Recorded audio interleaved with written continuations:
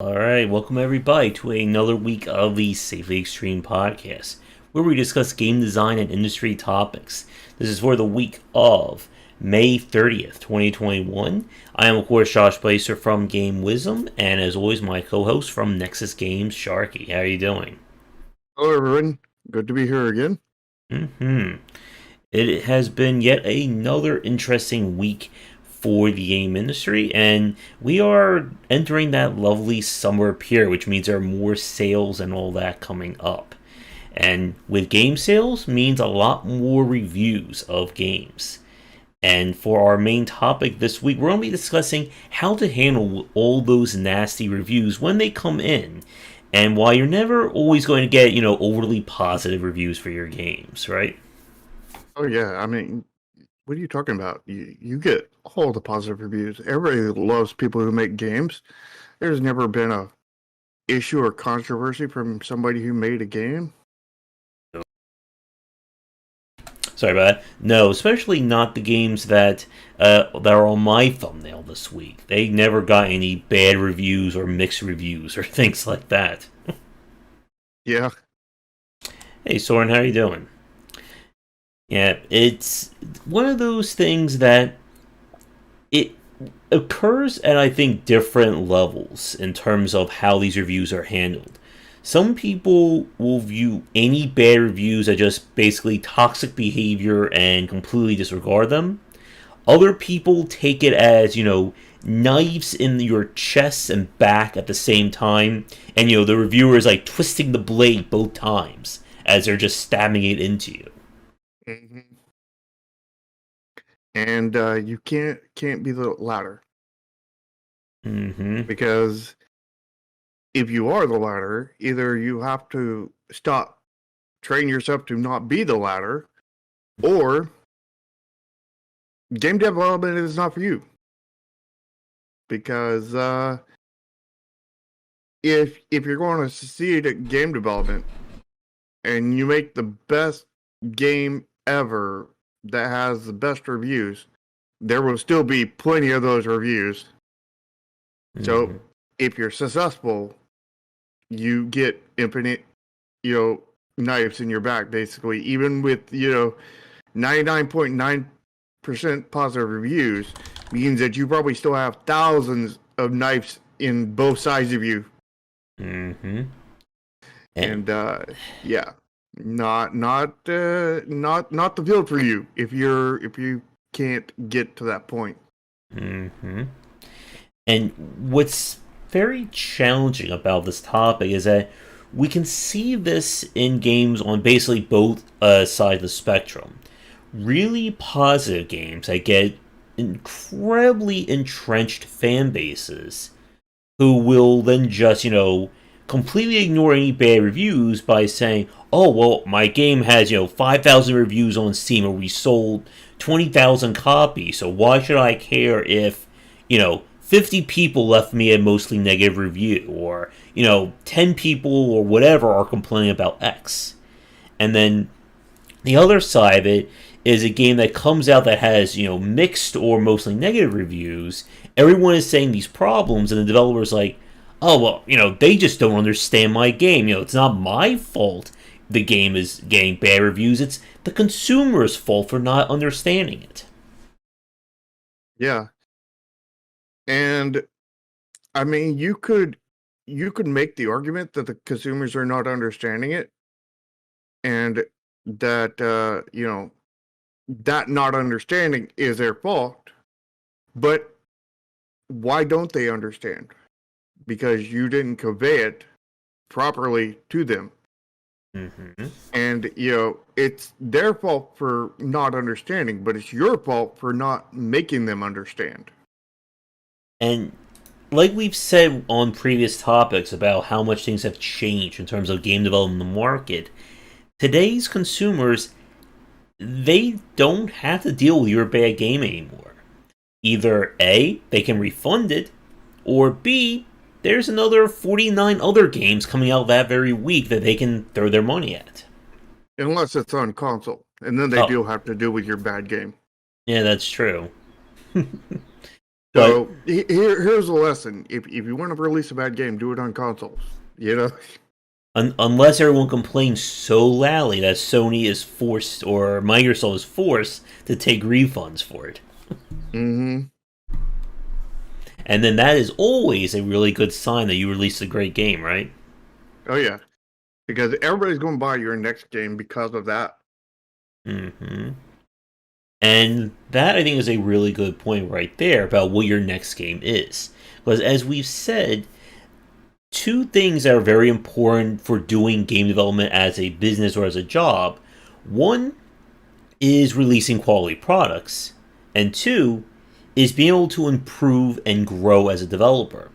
Nobody wants to just buy the same game done the same way 10 different times.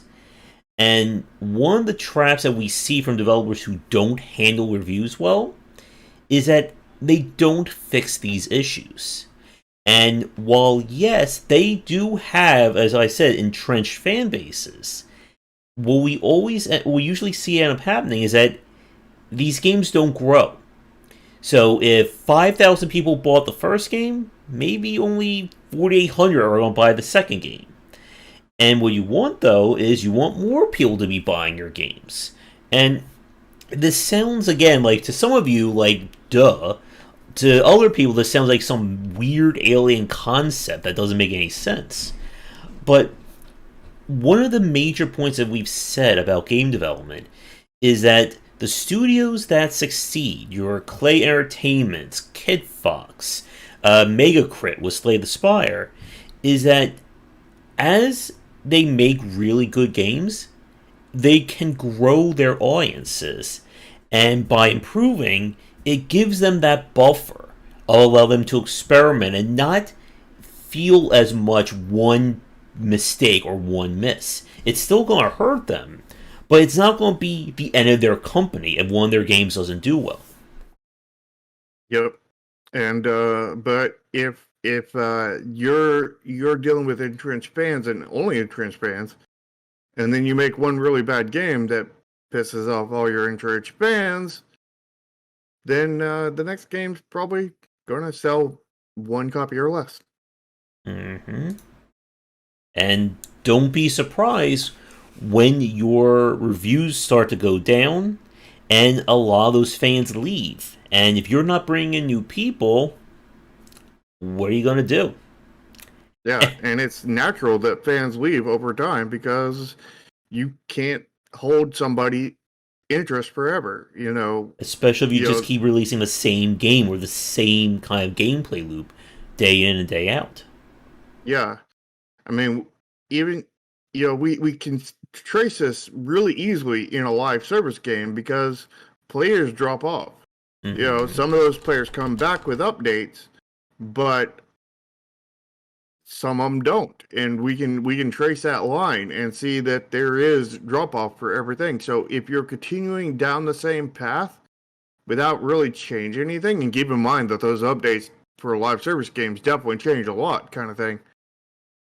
And the thing is people are going to drop off, and you're going to lose fan base. And if you're not actively growing at the same time, you're dealing with a leaky barrel. Eventually, that barrel is going to be empty. Yep. And even like games that are unique or have, developers who are trying to do their damnedest, you still need to understand that even if you release your game, even if people like it, if there are complaints coming in, you have to take that to heart. And like an example of this will, of course, be somebody like Jeff Vogt from Spireweb Software. That the most common criticism of his games is that the art sucks. That they all look like games from 1992, and people don't want to play a game that looks like that from 1992.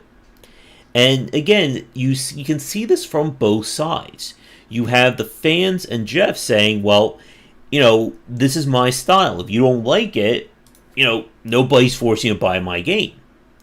But on the flip side, if somebody is looking to, a good entry point into these games, there really isn't any. There really isn't anything that is, consumer friendly or new consumer friendly from Spireweb. Hmm.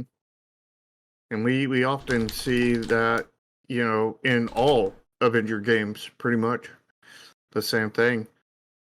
Mm-hmm. And it's a hard thing to deal with, and it's wouldn't say it's a dead genre, but it's so branched off and so on its own. I mean, like, it's dead in many ways. You know what I mean?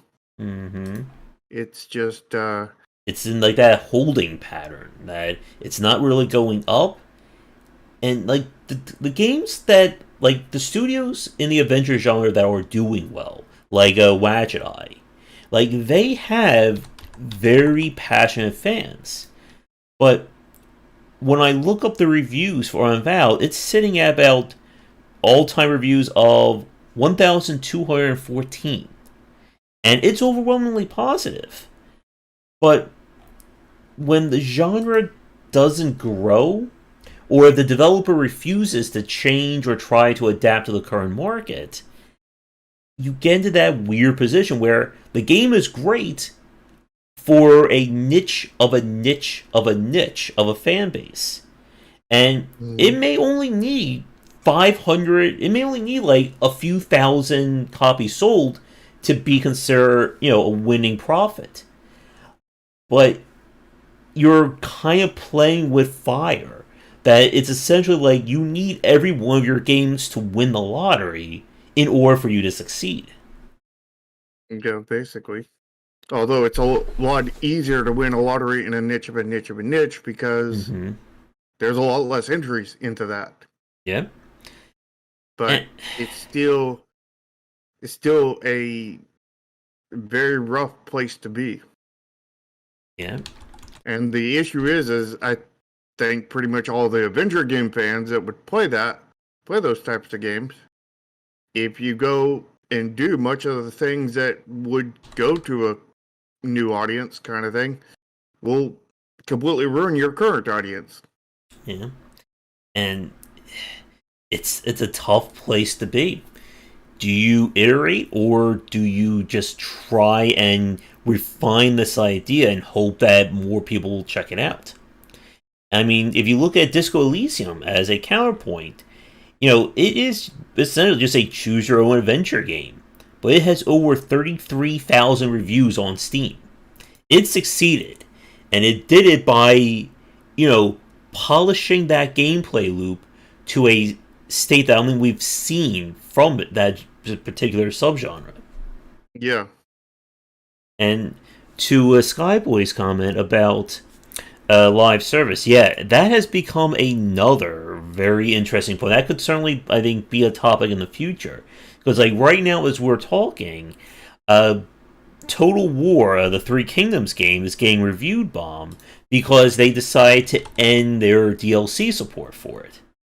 And yet, oh my god, the game has overwhelmingly negative right now reviews. And it wasn't like that, 5, 6 days ago. And that is, again, like another aspect of this review topic that, using reviews as a weapon. And it's tough because for a lot of consumers, reviews are your only way of providing feedback about a game. Mm. So, what, but I guess, what do you think about this, Shark? Like, this whole idea of review bombing, if a developer does something that you don't like, even if the game is good, you're basically changing the review to, like, make a statement. I think that in most cases it's fine. Mm-hmm. But there are, some cases where it's not, kind of thing. And, when a game does something really dirty and, it's like, yeah, it was a good and fair game, but now it's pay to win. You Mm-hmm. know, buy all the microtransactions and pay all the money to win. And yeah, absolutely review bomb the hell out of it, Mm-hmm. You know, hey, we're going to give you this DLC that's, that has all this stuff in it, and then they release the DLC and it has none of that stuff in it, except for like one thing, a review bomb it, Yeah. If a game is perfectly fine and the developer is unable to continue working on it farther, don't review bomb it. Yeah, like, one of these reviews is like... Well, I would say there's an exception for that. If it's an early access game and they're quitting before the early access things were promised, then yeah, change your review. But if they finish the things and they're stopping development on it, everything's going as normal. Don't review bomb them for that. Yeah. Like, one of these reviews on Total War that's giving me my, I think, the aneurysm for today, is somebody left a review saying the game has been abandoned. They're complaining that a strategy game that's received 2 years of post-content support has been abandoned. And that has about 7 different expansions and DLC for it. That's considered an abandoned game. I mean, technically it is abandoned. But it's abandoned for a reason, because it's already gone its life. Mm-hmm. It's already finished. You're Yeah. not supposed to work on a game for the rest of your life unless it's a live service for as long as the live service is alive. Mm-hmm. But if it's not a live service and or the live service is dead, you're not supposed to keep on working on it, forever. You're supposed to keep working on it until you are quote unquote done, And DLC is not a must have. A game that never has DLC is not dead. It's just done. Yeah. And I think that may be a topic we need to discuss for a future show, because I think there's a lot more in terms of kind of what live service and post-release support has done to kind of impact what game development and even just releasing a game means today. But to bring this back to kind of the review side of things, that when a game is released and it starts to get into the public eye, as a developer, you are going to be exposed to negative reviews. Some of them can be very jokey, I wanted to pet the dog and I couldn't, 0 out of 10. Or, game lets me throw sandwiches at robots, 10 out of 10. You can't really take those reviews. Like, they're not really giving you feedback in that regard. But you are going, like, if your game starts to get into the public eye, like what happened with Among Us that blew up, people, once they find your game, they're going to be more than happy to tell you every single thing that you did wrong with your game, right? Yeah. Although they probably won't catch everything. But, they will definitely catch pain points. Whether they understand it or not is an important point. Yeah. Because just because they say their stomach hurts doesn't mean that that they have a stomach ulcer. They could have... Or if you go on WebMD and no matter what, it tells you have cancer. Yeah. And just because they show a pain point doesn't mean that the solution is instantly cancer or a stomach ulcer or whatever. But it could be, but it doesn't mean it is.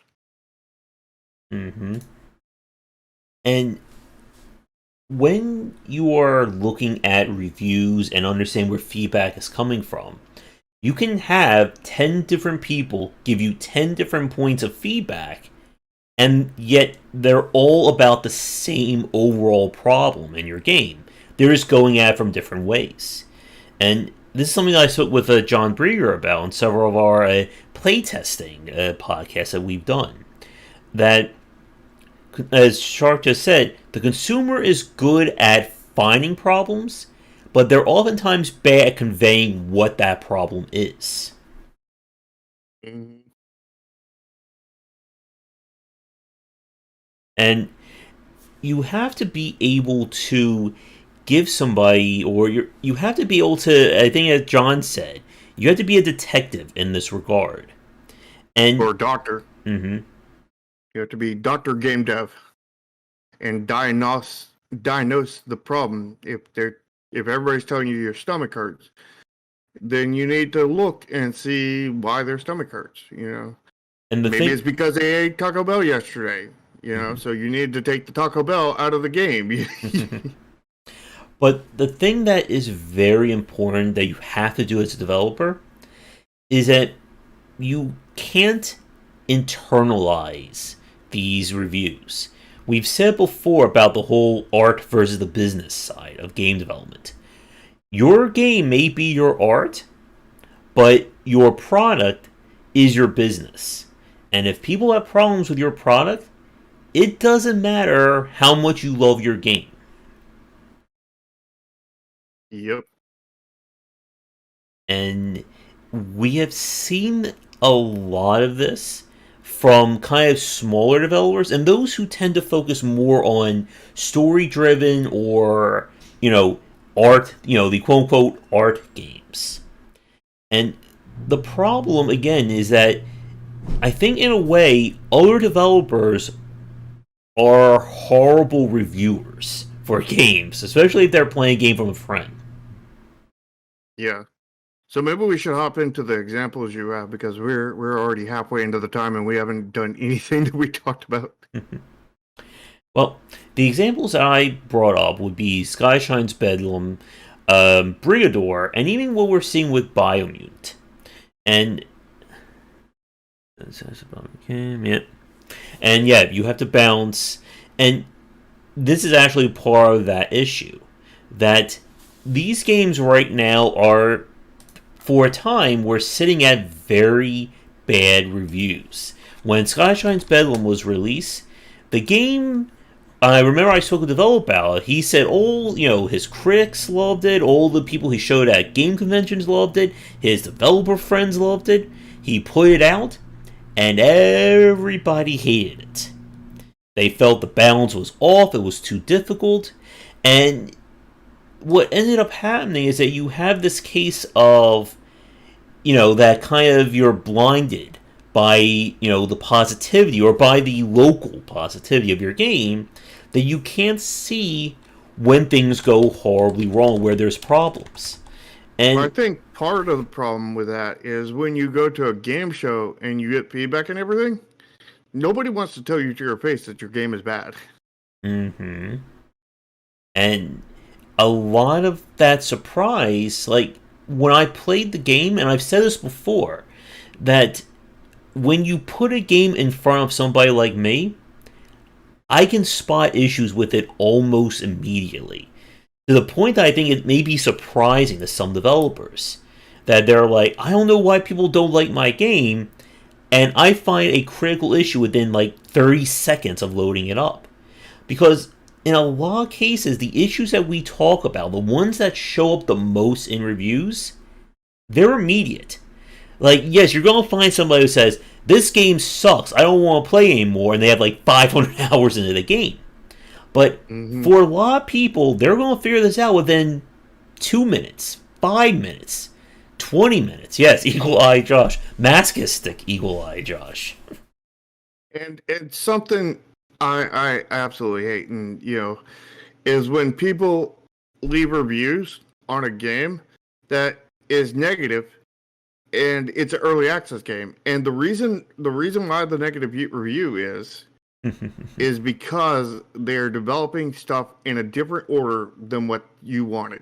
Mhm. It's like I remember this review on 7 Days to Die of where he wanted the electrical stuff right now, not the update after that, but right now, and he was pissed that they had actually done something with they did a different update instead of the electrical one, and to show how pissed he was that they did not do electrical in his order Mm-hmm. He left a negative review.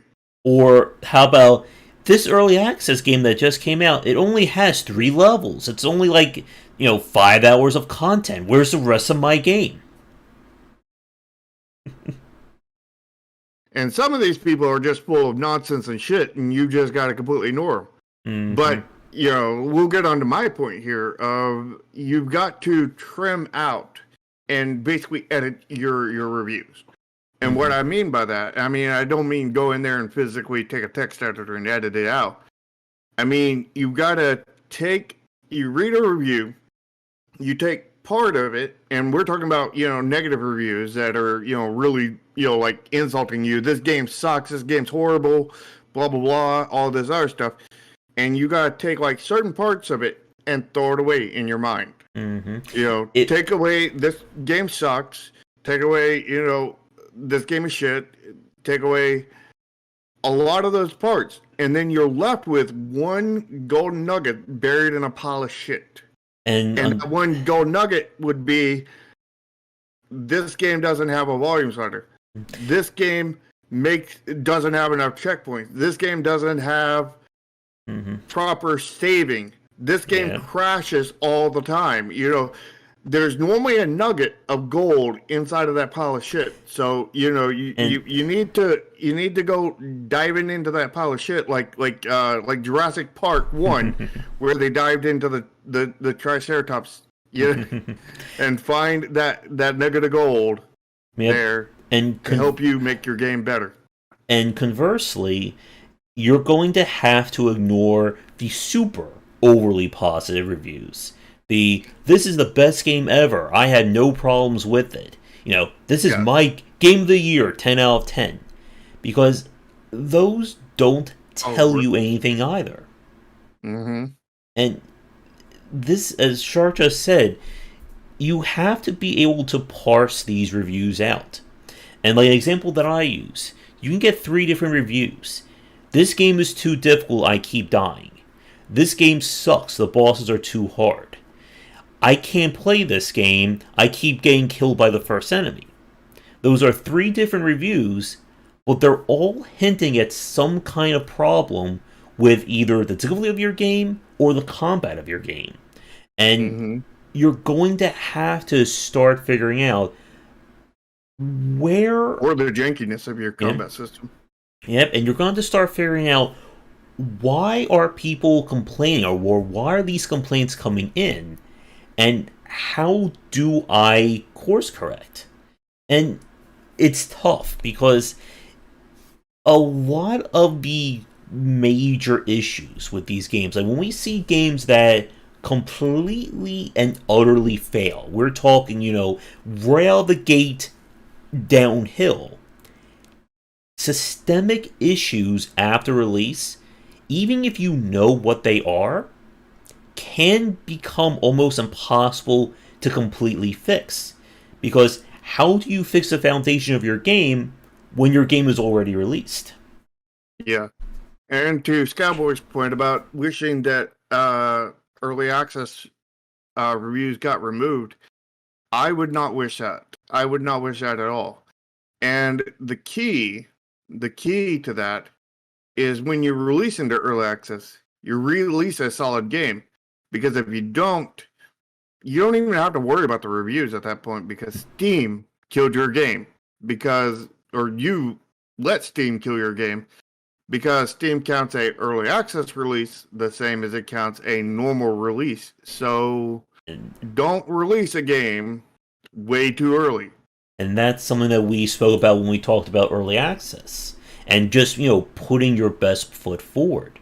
And it's also what you talked about with Laurent, mm-hmm. the marketing guy, who said that Steam counts the review, the early access release the same as normal release. So don't release into early access unless you're basically ready to release into regular release.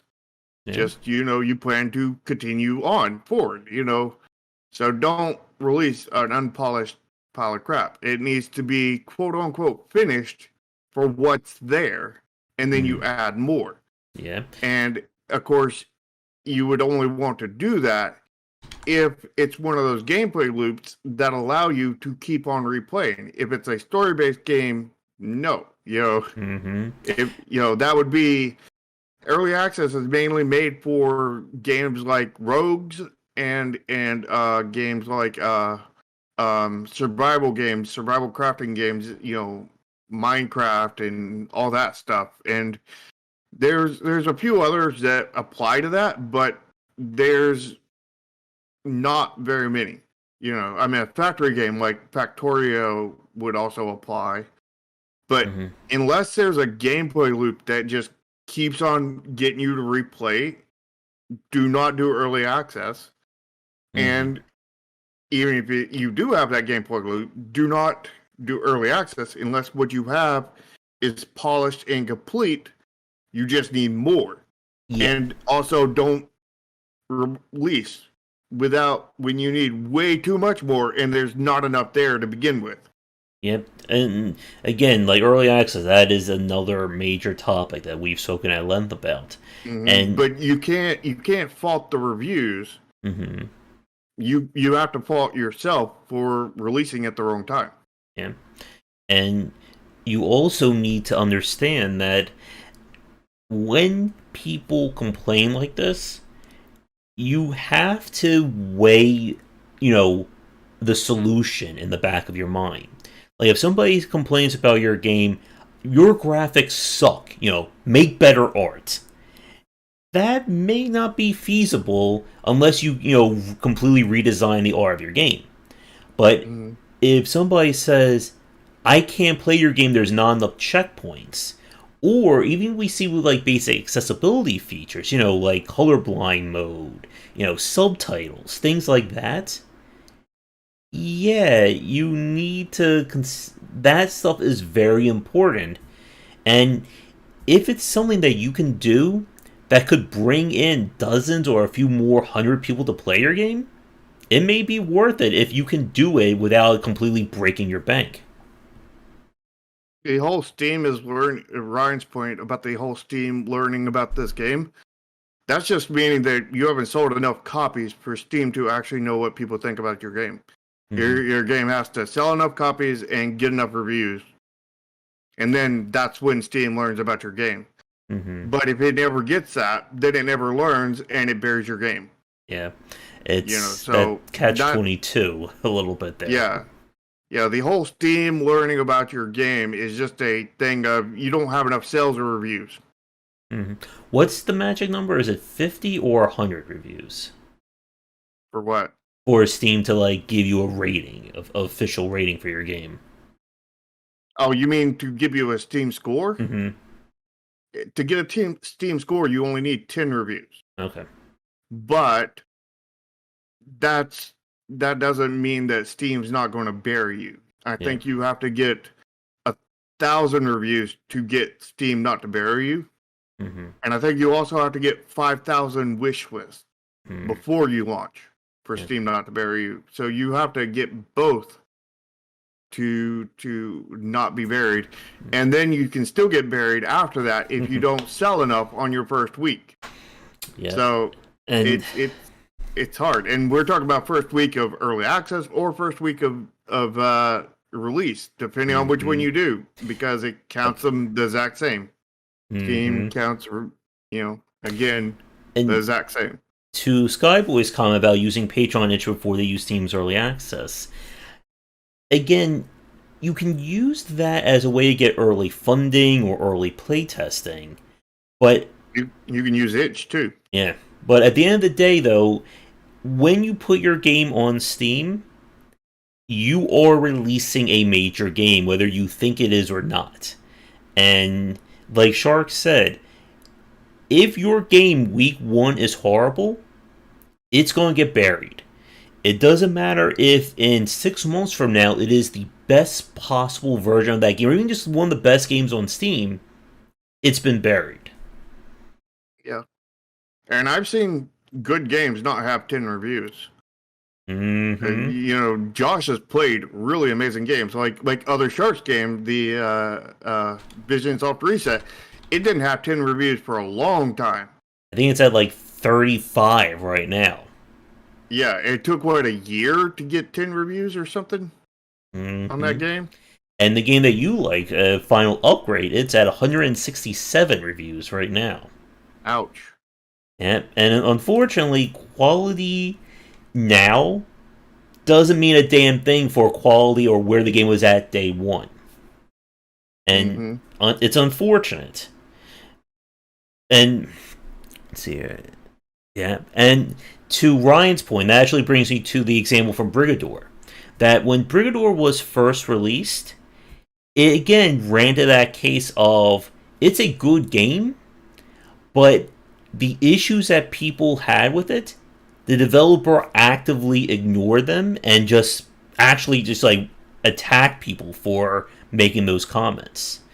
The Yeah. pro- And to Ryan's point about the Among Us effect, no, that's not really the Among Us effect. I mean, that's more like the Super lottery win effect. yeah, yeah. You know, the more effect from that would be the the effect we see on um Vision Self Reset, Mm-hmm. because it's just had slow and steady growth over time, Mm-hmm. but it's a hidden gem that basically nobody owns. Mm-hmm. And it will continue to be that way forever, basically, Mm-hmm. unless it happens to win the lottery, Yep. like Among Us did. And going back to Brigador, what ended up happening was the issues that people were complaining about. The developer basically said, "No, I want you to play the game this way." And guess what happened? People didn't want to play the game that way, and they refunded it. They downvoted it. They didn't want interact with this game. And it took him, I think, like 6 months or a year. I forget how long it was between the two to basically say, okay, well, if everyone or the majority of people who are playing my game says they hate X, maybe, just maybe, I should change X. And he did that. And they re released the game as the Brigador Up Armored Edition with a completely reworked control scheme and trying to fix those issues. And it's sold a lot better. Right now, it's sitting at just under 2,000 reviews. And while that may not seem like a lot to some of you, 2,800? yeah, 2,800, 2,700, 2,800. yeah, not I thought you said 28,000. 2,000. I was like, wait, what? What number is that? Inventing numbers here on the safely is that safe to we invent new numbers? Yeah. But while that may seem either like very much or very little, depending upon where you're sitting, it's still a huge improvement from where that game was in its original version. And it's very much a case where a lot of that initial heartache could have been avoided if they would have fixed and listened to those complaints. Yeah. Especially if they would have done it early, Yeah. or before release. And I would be willing to bet that he was getting those complaints before release. I'm And betting it too.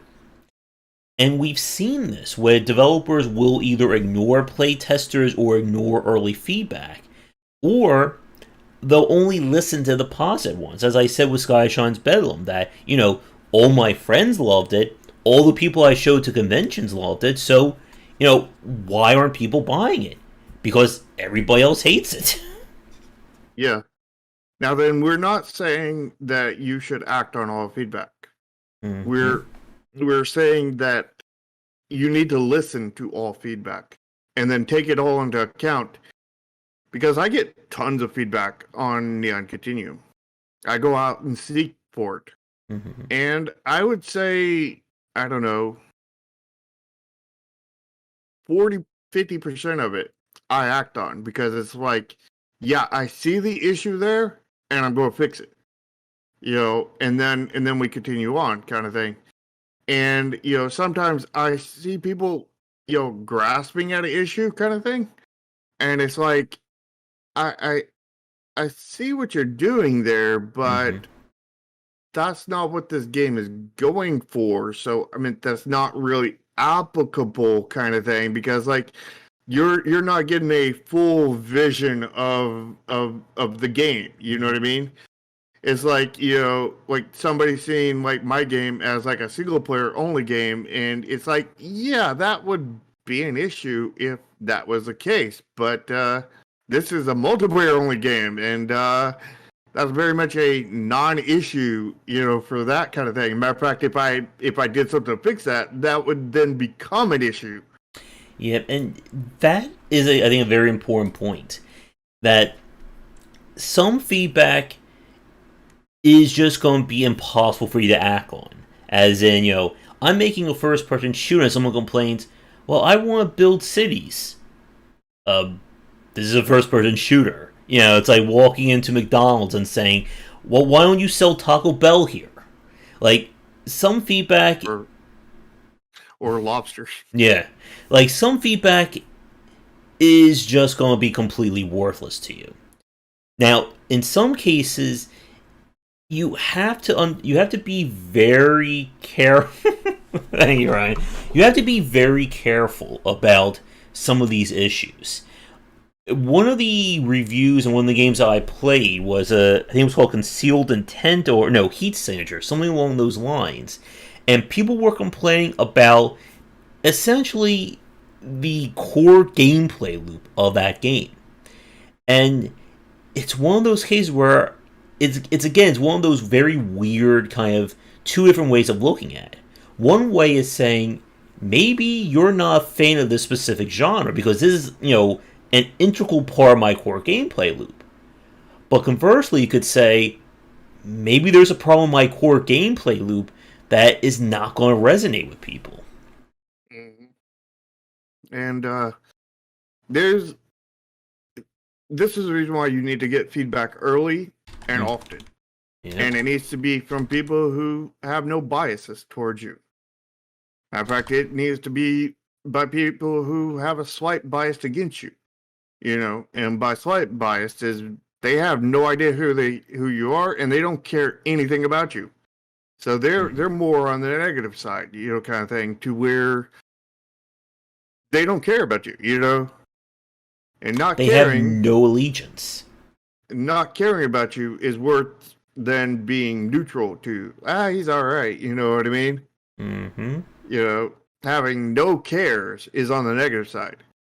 And when they have no cares for you, you and they play your game and they love it, but there's one issue kind of thing, then you should probably listen to them on that one issue. If they have, if they're really fanatical about it and they found no issues, that doesn't help you.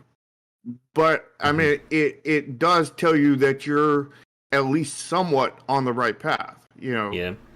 And that's all a non-negative review tells you, is that you might somewhat be on the negative path when they come from somebody that is biased in the direction against you. Now, if they're biased towards you, it means absolutely nothing.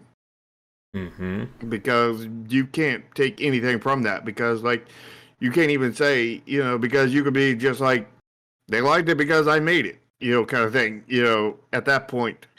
So, like, people who are biased towards you, yeah, there's nothing you can get out of that. But somebody who is biased against you and finds no problems, you can get a little bit from that, just a hair, to know that you're on the right path. It doesn't mean you're all good. It just means you're on the right path. You're progressing, and you still need more because you need to try to find people who can find problems with it. Yeah. And this is why a lot of developers will try to have like a rotating pool of playtesters and people looking at their games. Because while, hardcore, super fans can provide you, very detailed looks at your games, they won't be terrible at the new player's experience. They won't be terrible at giving you that fresh eyes look that is very critical for a lot of these games. Because like we've said, with examples like Brigador and Skyshine's Bedlam, and probably even with Biomutant, that the problems that we see that sink games they're not that mysterious of issues to find. As I said earlier, they're not going to take somebody 40 hours to discover your game is good or bad or not.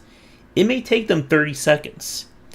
And I see a lot of developers will, pew pew reviews that, you know, someone only played my game for 40 seconds and they left a negative review, or it's only 5 minutes long. They didn't even get to see all this. Well, why didn't they get to see all this? What is stopping them from playing your game? And you have to be able to, again, parse why somebody is stopping. And although that is a completely different to a YouTuber purposely starting drama with you, mm-hmm. and then talk bad about your game on Yeah. purpose before the game's even started. Yeah. But if we're talking about like a review, or if you're looking at consumers that say, I only played your game for 2 minutes and I couldn't enjoy it, you shouldn't be thinking to yourself, well, they're not a fan, or who cares what they think. Warning lights should be going off in your head thinking, why is somebody spending 120 seconds on my game and they're hating it? What is happening in 2 minutes that is stopping people from playing my game? Yeah. And that's the reason why when I do playtesting, I do it in phases kind of thing. Like, basically, or at least when I'm generally this current game we're doing play testing differently, but generally with playtesting, what I do is I get a set of playtesters, and then start playtesting with them, and then I keep on trying to add some new ones over time because I didn't have enough to begin with, and then I get some that have less time but are going to be more critical on the game. Somebody like you, or somebody who really knows game development and game design, and have them try to save them for sort of at the end kind of thing, or periodically, when things are at a, I guess, a certain step or landmark kind of thing, and and just save them for those limited special times kind of thing. And especially and especially at the end, because that end perspective is so important. Yeah, and I think that's a very important point about, the type of person who's looking at your game. Like, for myself, I would put myself on like a higher tier in terms of analyzing a game. You don't want me looking at your game when, it's the very first prototype, when nothing is working, when there is no gameplay loop. You have to give somebody like me, something to sink my teeth into. But conversely, what about the third version? What was that? What about the third version? Wait, what's the third version? What about the third version instead of the first? Yeah, that's what I gave you for Project Triad. Yeah, but and again, like the core gameplay loop was done. It shouldn't be, oh, I just doodled on my computer for an hour. Here, play test my prototype there. Yeah. But you do need to have people who can look at your game and figure out, or be able to explain to you what they like and what they don't like about it. And reviews they're scattershot in that approach. The chance of you getting a reviewer or a consumer who will write up a complete design doc of everything good and bad about your game is very minuscule. Unless you pay for playtesting or you pay for consulting, like something that I've been trying to do with a lot of developers these days. Like, that's great. But you're not going to find that just throwing free copies to people. Well, you might, but it'll be hard. Mm-hmm. It'll require getting lucky. Yep. Because again, reviewers don't have allegiance to you, which is both good and bad. It's good in the fact that they're going to give you their raw and honest opinion. But their raw, honest opinion could just be, again, character wears green pants, I hate the color green, negative review. And one thing I do is when I do playtesting is I try to get a gambit of people. I try to get people who are hardcore into the genre that I'm making. Like for the last one, tactical RPGs. Mm-hmm. And I try to get people who are, moderate into it. I try to get people who are light into it. I try to get people who hate the genre. And I get people that hate turn-based games as a whole. And I do stuff. I take feedback from them. And by the end of my last game, all of them loved the game.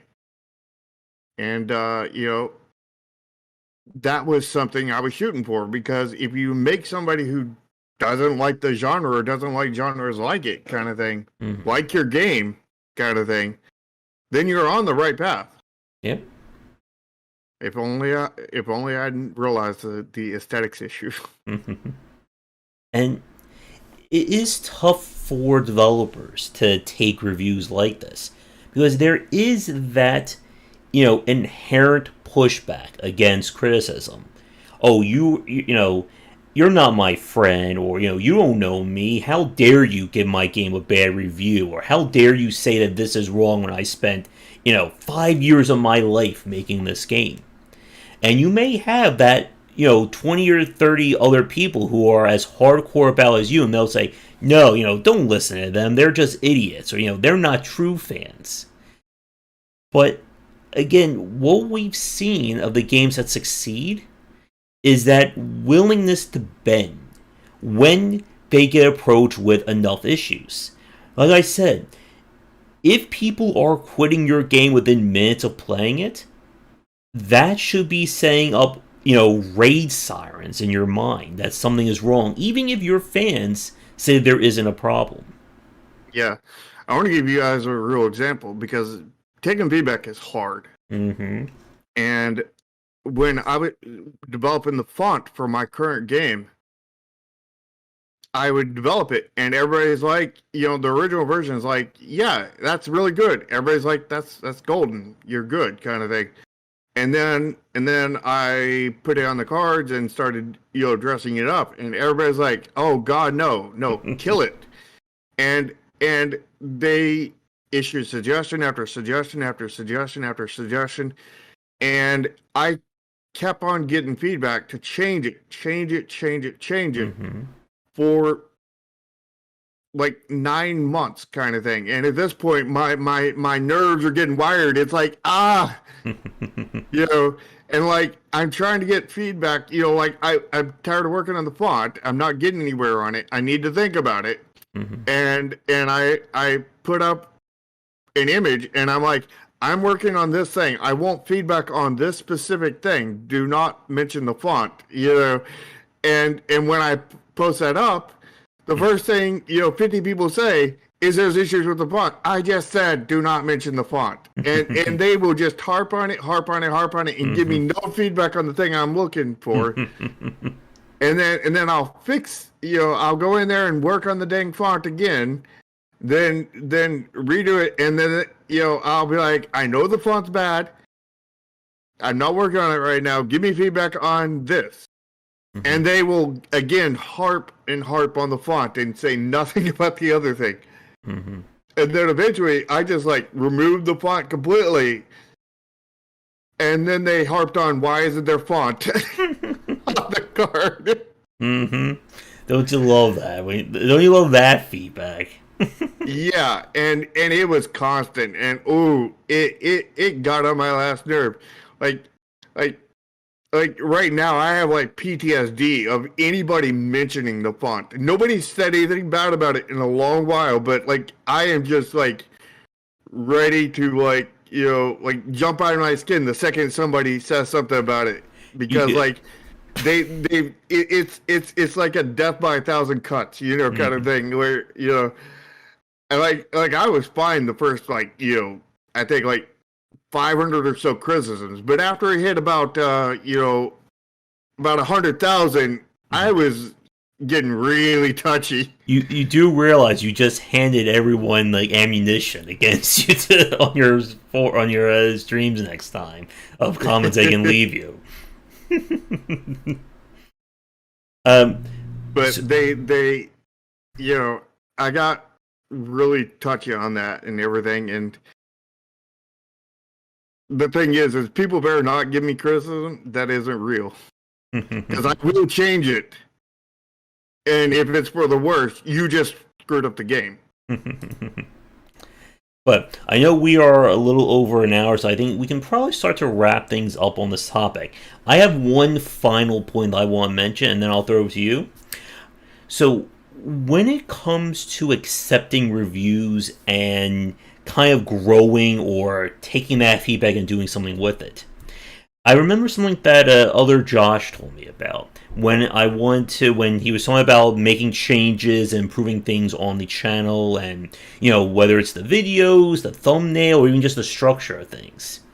That your hardcore fan base is going to follow you, through thick and thin. They don't care.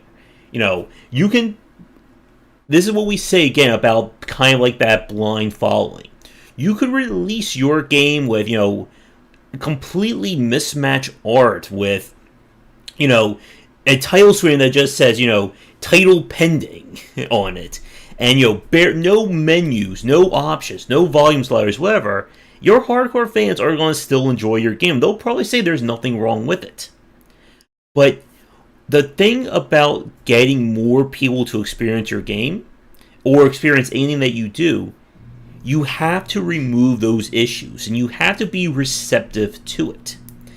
And what we've seen from the games that don't end up doing well, or they just become very minor, they may only get like 100 reviews, maybe they only get 50 reviews, is that they disregard anything that isn't overwhelmingly positive. Like I said a minute ago, the people who will ignore a review because they only play it for 20 seconds, or I don't like this part of your game, and your first response is, well, you're not a fan then, screw you. I don't want you to play my game. And it's that attitude that leads into the echo chamber effect. And when you get stuck in that, it's very hard to pull yourself out of it, other than just seeing, well, I just released my game and only 20 people bought it. I have no money. What do I do now? And you have to understand that reviews are going to be your metric, or your metric post release, as to what you've done. That's And false self. mm-hmm. And Of if course, part of that is also your marketing and your Steam algorithm and all that other stuff. mm-hmm. Stuff you did pre-release in preparing to release on Steam. and you should be taking these reviews to heart, because in some cases, it may be too late to save the game that you're working on, but you can certainly put that towards wherever your next game may be. Because the thing you want to avoid at all costs is getting stuck in that echo chamber and just doing the same thing over and over again, and only appealing to 50 people. Because at the end of the day, 50 overwhelmingly positive fans, it will most likely not keep your studio going.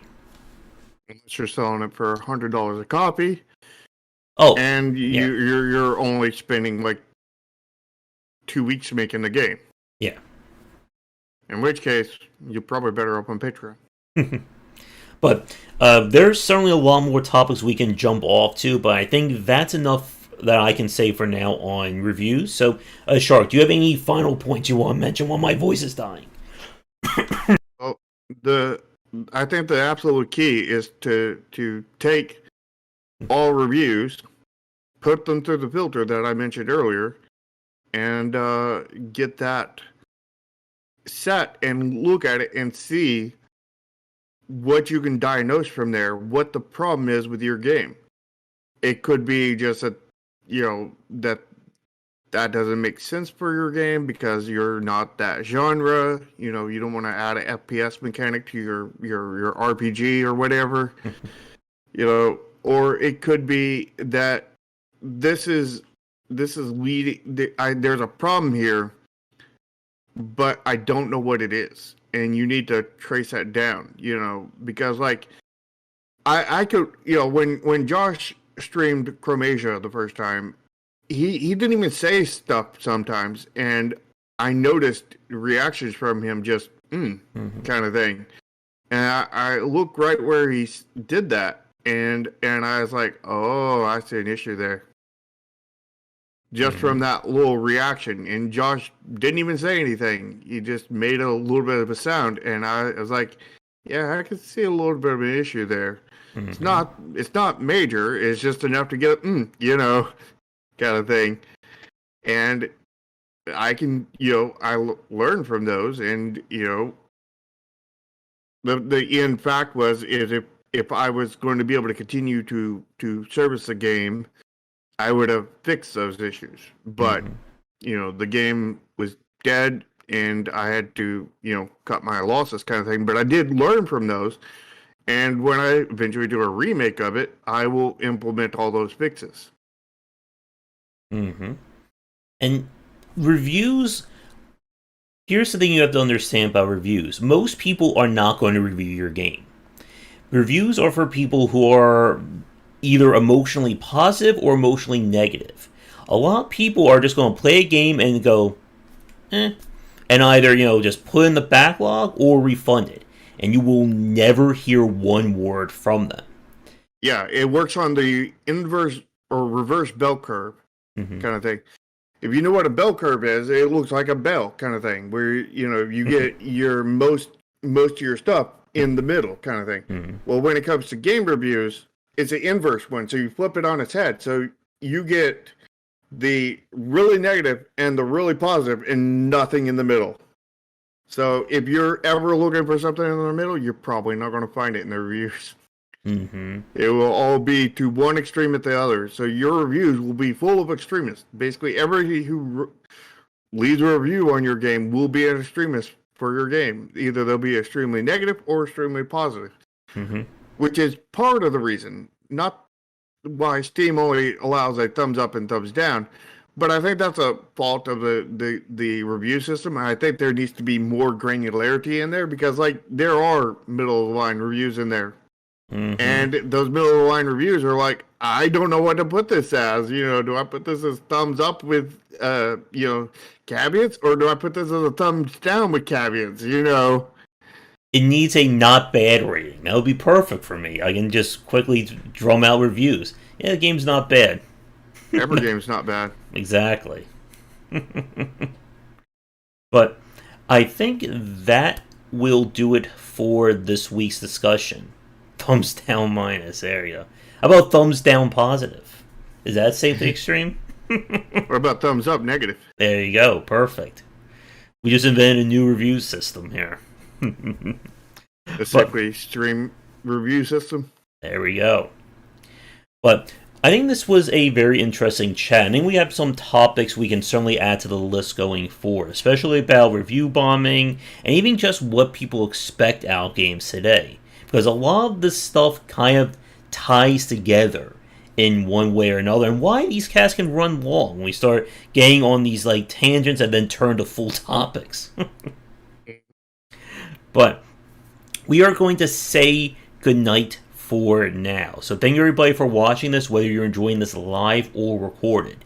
If you'd like to be sure to lick the smash button, smash the like button, and all the links to all of our content, whether it's Twitter, Facebook, Discord, all that stuff is down in the description. So join the Discord and whatnot. Thanks, Nikita. Yep. And if you want to tune into these shows live, they are held Sundays, starting around 4:30 ET on our channels.